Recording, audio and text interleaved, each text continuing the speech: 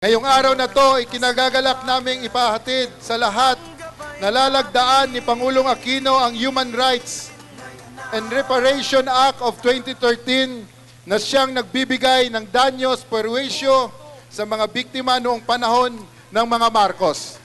Ang batas na ito ay kauna-unahang sa pagkilala ng Estado sa pananagutan ng diktatoryang Marcos dahil sa mga nagawa nitong karahasan sa taong bayan.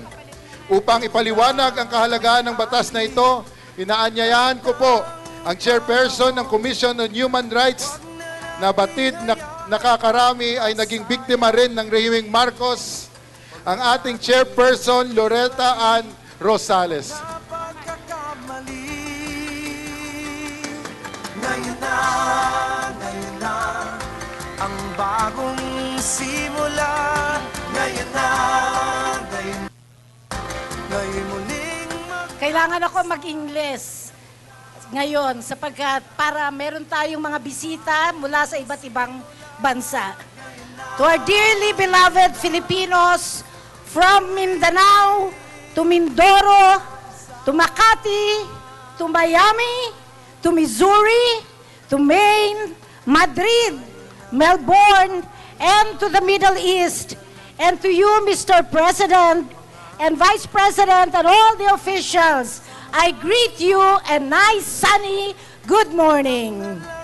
I come here before you to present my credentials.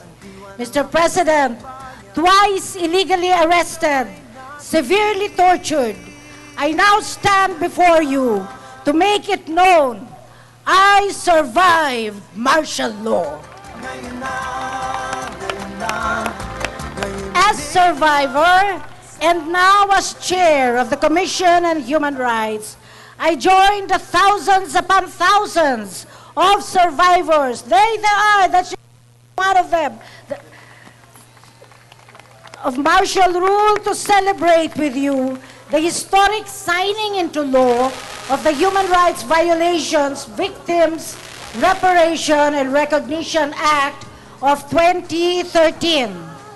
4 decades ago, by the stroke of a pen, our country was plunged into a long night. In the course of that dark period, basic freedoms and rights were trampled upon as martial law loomed to become the devious, premeditated plan to bring the country to its knees before the footstool of a conjugal dictatorship. This hallowed ground celebrates the heroism of millions who birthed a new dawn after the long night of dictatorship. Yet lost in the multitude are the names of women and men whose acts of ablation lit up the darkness like torches, fueled by song and tears. Their sacrifices were necessary so that millions of Filipinos would see their way through years of darkness, so that they may walk all the way from the forests of Mindanao and the towers of Makati to gather here in EDSA in those fateful days of 1986. But what is the significance of the law that we sign today? First, after 15 years from the time it was crafted in 1998, where I principally authored it, but if you recognize Congressman EDSA Lagman, he would insist 18 years in 1995 as author of the first compensation bill. The law for martial law victims obliges the state to give compensation to all those who suffered gross violations of their human rights, including the kin of martyrs who were executed. Number 2, the implication of the law brings forth the need to unravel the truth from the lies that have been brandished about regarding the benefits of martial law to the millions of Filipino people. It is in this regard where CHED and DepEd should touch base with the Commission on Human Rights and all other agencies of government to implement this mandate from the law. Number 3, the law asserts the truth. Therefore, it warns all those who have become instruments of injustice to mend their ways, that soldiers and policemen, such as those that we see before us right now, are protectors of the people and not of conjugal dictators, unjust politicians, and greedy businessmen.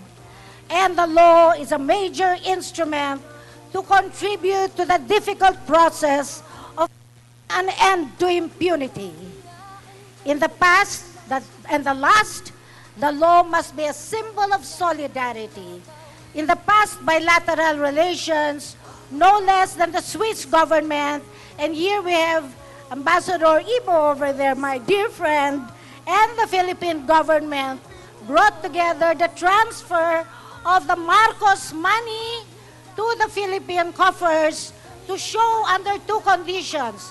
One, that it is stolen, and number 2, that a fair share must be given the victims of human rights violation.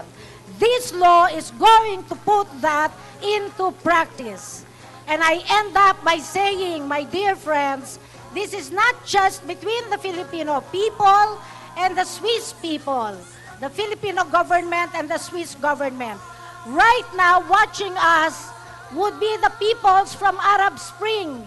This can in fact be a model by the Filipino people and the Philippine government so that peoples of the West Asia and all other areas of the country can now go to seek compensation against dictators who have deposited their money into the coffers of the Swiss accounts. So this time, the peoples of the world can unite and care for justice, freedom, and democracy against all dictators.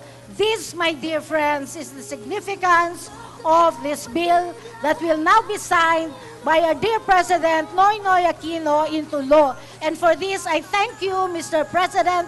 I end my speech. Mabuhay ang sambayanang Pilipino. Mabuhay kayong lahat. Maraming salamat. Maraming salamat po. Our heartfelt gratitude to Chairperson Etta Rosales. To start the signing ceremonies, we now call on stage the authors. Sina Speaker Feliciano Belmonte Jr., Senator Francis Escudero, Chairman of the Senate on Justice and Human Rights, Senator Jofisto Quingona III, author, Executive Secretary Paquito Ochoa Jr., Deputy Speaker Lorenzo Artañada III, Deputy Majority Leader Neptali Gonzales II, Congressman Rene L. Relampagos, Chairman of the House Committee on Human Rights, Congressman Edsel Lagman, author, sponsor, CHR Chairperson Loretta Ann Rosales, and Congressman Nery Colmenares, co-author, and other members of the lower house. Ang bagong batas na ito ay makikilala bilang Republic Act number 10368 batay sa House Bill number 5990 at Senate Bill number 3334 na may pamagat na an act providing compensation to victims of human rights violation during the Marcos regime, documentation of said violations, appropriations therefore, and for other purposes. This law is essential in rectifying the abuses of the dictatorship against Filipinos who merely exercise their democratic rights and patriotic duties to the motherland.